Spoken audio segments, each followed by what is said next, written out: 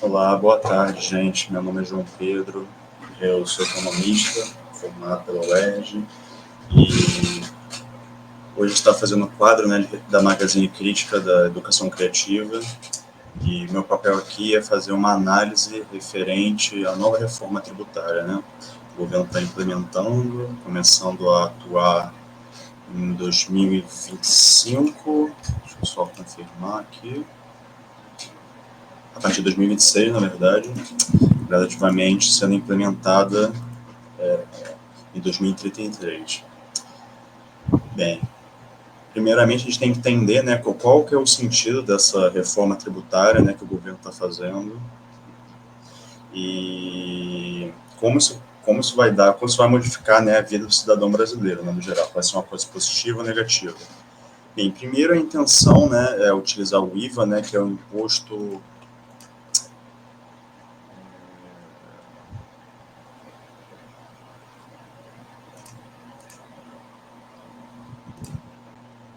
que é o IVA, né, que é o Imposto sobre o Valor Agregado, que tem como objetivo simplificar, né, os nossos impostos estaduais, federais e municipais, diminuindo eles, fazendo isso um processo mais simples, né, na cobrança na cadeia produtiva, né, da nossa economia.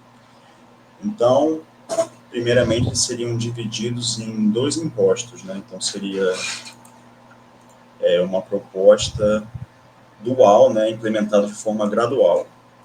E esses impostos são o CBS, que é a Contribuição sobre Bens e Serviços, que é de caráter federal, que estaria substituindo, assim, o PIS, COFINS e IPI. E nós temos também o IBS, o Imposto sobre Bens e Serviços, que o objetivo dele é você substituir o ICMS dos estados, né, o ISS das prefeituras. Tá bom, então como isso vai ser feito, né? O governo, com a ideia deles, é você criar certa desoneração de produtos, né, de consumo, simplificando esses impostos e aumentando tarifas em produtos seletivos, ou seja, meio que o aumento dessas tarifas iria compensar o valor dado, né, para esses impostos que eles estão diminuindo, né, como a cesta básica, alguns medicamentos, produtos de consumo mais do dia a dia, né, e esses que eles estão aumentando a tarifa, né, eles estão chamando de imposto do pecado, que seria o imposto seletivo, popularmente chamado de imposto do pecado, ele seria usado como tributo para taxar produtos prejudiciais à saúde ou ao meio ambiente. Então, seriam automóveis, passageiros, veículos automóveis para transporte de mercadorias mais leves que 5 toneladas, a combustão, híbridos elétricos, veículos aéreos, embarcações com motor, charuto, cigarro, tabaco, bebidas alcoólicas, refrigerantes, ex-minerais e concursos de prognósticos e de bet, né, dessas apostas online. E aí, bem, além dessas duas categorias, a gente vai ter também uma alíquota comum, que é representada, né, de todos esses produtos em que não estão nessas duas categorias, né, de isenções, como na cesta básica, remédios, e desse imposto seletivo, chamado como imposto do pecado. Bem, eles tinham uma trava, né, de que caso aumente mais de 26% seria depois revisado, mas atualmente essa taxa comum está em 28%, né, então os demais produtos seriam taxados por volta dessa porcentagem, né? É uma porcentagem, assim, agora analisando, né, essas informações que nós já temos, a gente pode concluir que 28% é uma taxa bem alta sobre o consumo, né? Ainda mais porque é um jeito de tributar que não é muito preferível para a nossa população mais pobre, né? Os trabalhadores, a classe média, nós temos um padrão de consumo muito diferente das pessoas que são ricas, ou 1% da população, milionários e bilionários, né? Eles estão expostos a muito menos impostos do que as pessoas que consomem, do que as categorias anteriores que eu falei, né? Mais pobres, classe média. Por quê?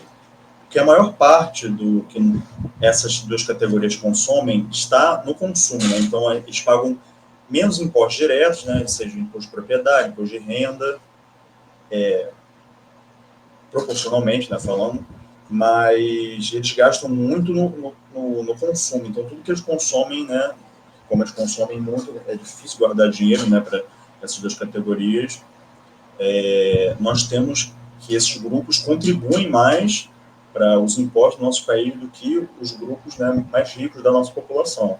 Eles têm maneiras de burlar pagamento de impostos, eles não pagam impostos sobre lucros e dividendos, o imposto sobre terras no Brasil é muito, muito baixo. O próprio ICMS São Paulo é maior do que toda a arrecadação de terras agricultáveis do nosso país, né, o que é um absurdo. Então, um país com tantas terras, né, nosso agro é tão predominante na nossa sociedade e eles pagam muito poucos impostos, além de não pagar impostos referentes à exportação dos produtos agrícolas primários. Né? Eles são isentos. E o Estado que deixa de arrecadar com isso, né? O Estado mesmo, esse é o município, o Estado. Nessa reforma também está previsto, que é uma coisa positiva, uma diminuição das alíquotas referentes para serviços, né? Mas não todos os serviços, alguns serviços específicos, como educação, saúde, transporte público coletivo de passageiros, produções artísticas, culturais, eventos jornalísticos e audiovisuais. Né? Então, o governo está tentando incentivar esses tipos de serviço com uma alíquota menor e, para compensar isso, né, a nossa alíquota média, que eu falei antes de 28%, foi posta, né? Além de produtos agropecuários, pesqueiros, bens e serviços nacionais, soberania nacional, informação cibernética, saúde para mulheres, produtos de higiene pessoal e limpeza. O maior ponto dessa reforma, né, que se vende é, de fato, a redução do imposto da cesta básica. Então, a gente estaria reduzindo, né, imposto sobre carnes, sobre farinha, sobre produtos, né, que fazem parte da segurança alimentar do brasileiro médio.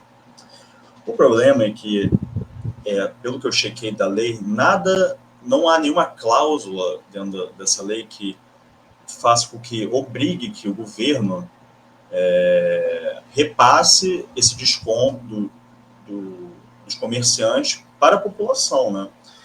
Então, o que a gente tem? A gente tem esses descontos que esses agentes de supermercado, né, agentes agrícolas vão receber na produção, né, desses produtos alimentícios, só que nada garante que essa redução do imposto vai ser passada para o consumidor final, né?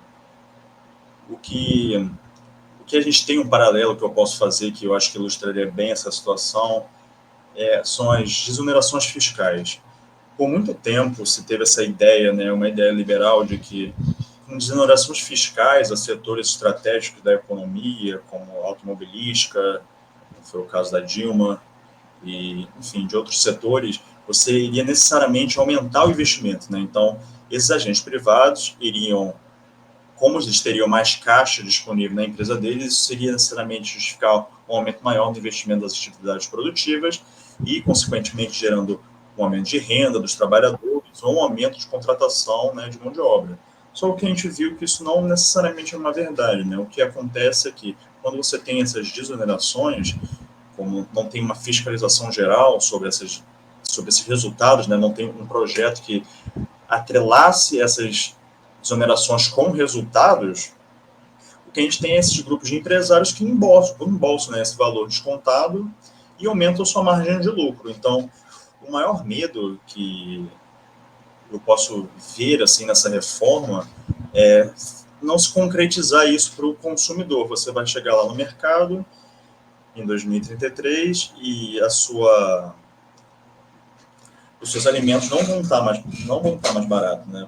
Até porque não se deve ter uma transparência de quanto de imposto está sendo economizado necessariamente cada produto. Você, consumidor, não vai saber quanto, né, de economia você deveria estar recebendo, né, até então.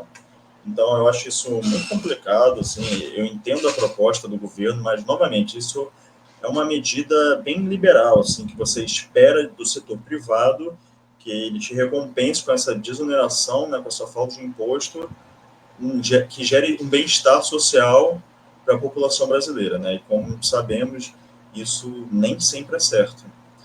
Então, Enfim, eu queria só brevemente falar sobre isso, explicar algumas mudanças para vocês, como vai ser. Até agora o governo Lula veta alguns setores que eles querem isenção, né? Porque isso é uma briga entre vários tipos de grupo, né? Que querem seus benefícios, querem suas isenções fiscais. Então o governo está tendo que negociar com certas indústrias, certos ramos da economia que não querem perder, né? Não querem pagar mais impostos ou querem aumentar as suas isenções, né? Meu nome é João e eu agradeço aí vocês ficarem comigo hoje para comentar esse assunto. Um abraço.